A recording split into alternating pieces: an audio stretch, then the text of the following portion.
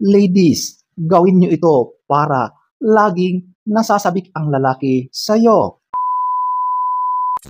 Hello guys! So, ang topic natin for today, eto, mga technique, mga tips para laging nasasabik ang lalaki sa iyo.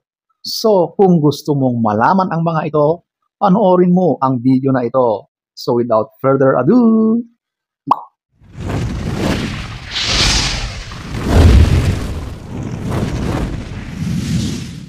so, eto, ating alamin ang mga tips na yan. Number 7, eto, yung power of SOCMED. Oh, ano ba ito? So, alam naman natin na sa social media, yan ang platform na ginagamit ng halos lahat ng tao.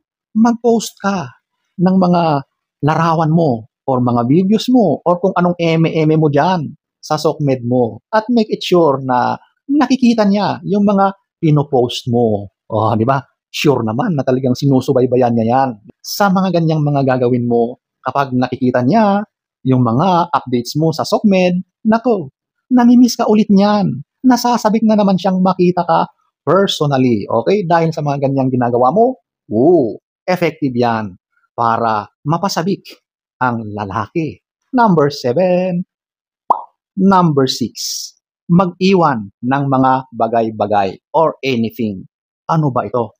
So, ito yung kapag magkasama kayo, sadyain mo na mag-iwan ng bagay na pag-aari mo sa place niya or sa kanya mismo. Kunwari, nakalimutan mo. Alam mo yung bagay na yon. Siguradong kapag nasa kanya yon, ikaw na talaga ang laman ng kanyang isip. At syempre, dahil yung bagay na yon ay pag-aari mo, mas magkakaroon pa ulit ng chance na pupuntahan ka kasi gusto kanyang makita kasi yung bagay na pag-aari mo na yon ay nasa kanya. So, parang namimiss ka na agad-agad niya. So, nagkakaroon na ulit siya ng dahilan para magkita kayo. Para, kunwari, isosolin niya yung bagay na yon. So, anything na pag-aari mo, maaring yan ay panyo or anything, ballpen, or kahit ano, anything, di ba? Yung mga ganyang technique, effective yan. Okay, so, gawin mo pa minsan-minsan at siguradong mamimiss ka agad-agad niya. Number 6. Number 5, eto, yung kapag magkasama kayo, siguraduhin mo na nag-e-enjoy siya. Kahit ano man yung mga ginagawa niyo, basta make it sure na nafe-feel niya na masaya siya sa mga ginagawa niyo or kapag kasama kanya. Okay? Alam mo, kapag nagkahiwalay na kayo or kapag hindi na kayo magkasama, namimiss ka agad-agad niyan kasi naaalala niya yung mga masasayang moments na magkasama kayo. Oh, di ba? Yung mga happy moments niyo together, yung mga nag-e-enjoy kayong dalawa, yung mga tawanan ninyong dalawa, yan ang tumatakbo sa kanyang isipan.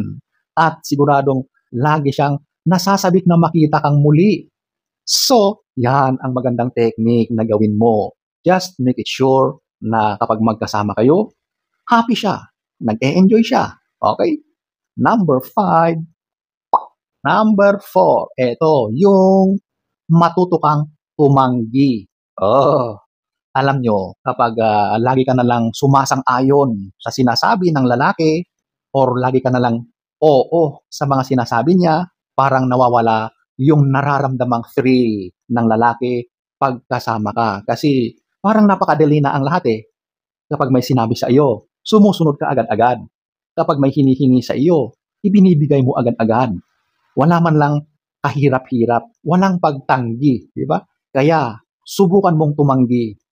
Ang mangyayari dyan is, mangungulit talaga yan.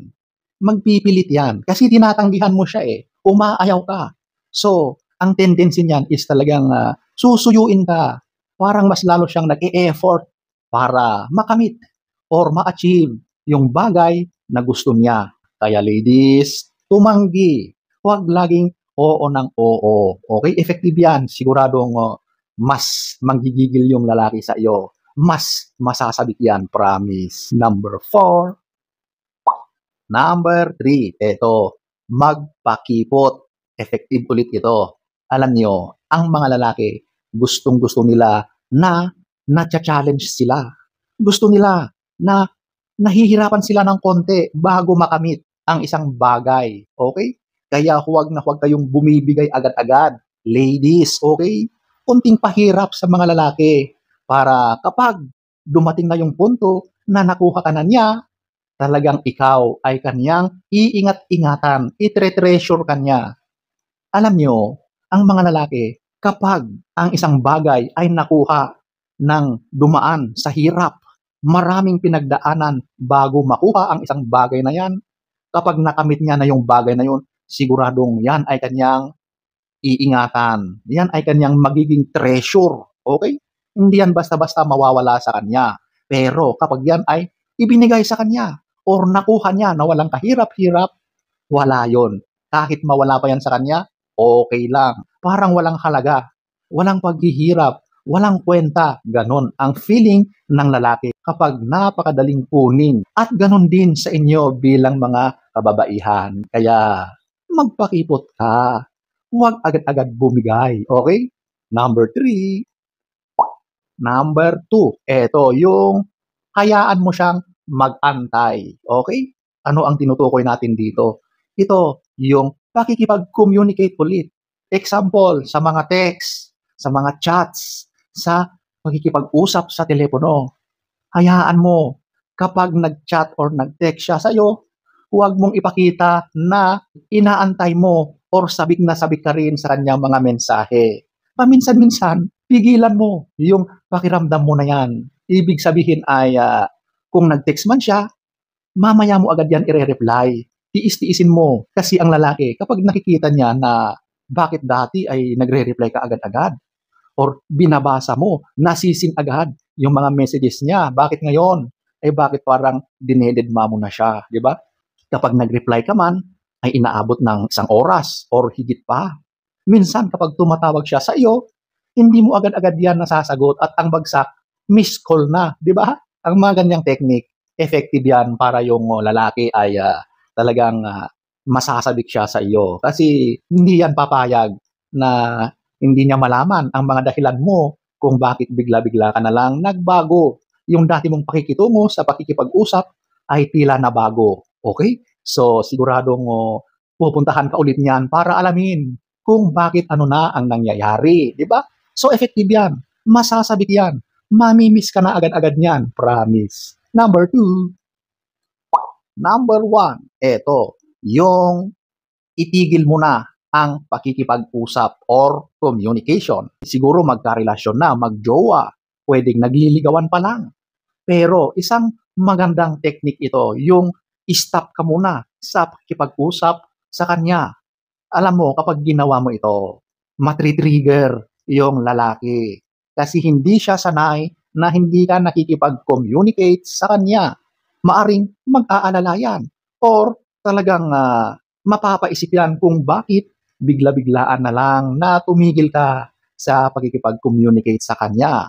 Maaring sa mga messages, mga texts, sa mga pakikipag-usap sa phone, or literal na wala nang maririnig mula sa iyo. Or tila ba ay hindi ka na nagpaparamdam sa kanya. Okay? Alam mo, siguradong yung lalaki, kapag ganyan, ang napansin niya sa iyo, medyo maprapraning yan. Okay? Mapapaisip talaga yan. Hindi yan papayag na hindi ka makausap kapag ganyan. Kasi all of a sudden, di ba, bigla-biglaan na lang na wala nang communication. Oh, alam mo, kapag ganyan, siguradong mamimiss ka niyan. Masasabik siya. Kaya ang mangyayari dyan is siguradong pupuntahan ka kapag wala na talagang communication in between you and him. Di ba? So, ayan po, ang number 1.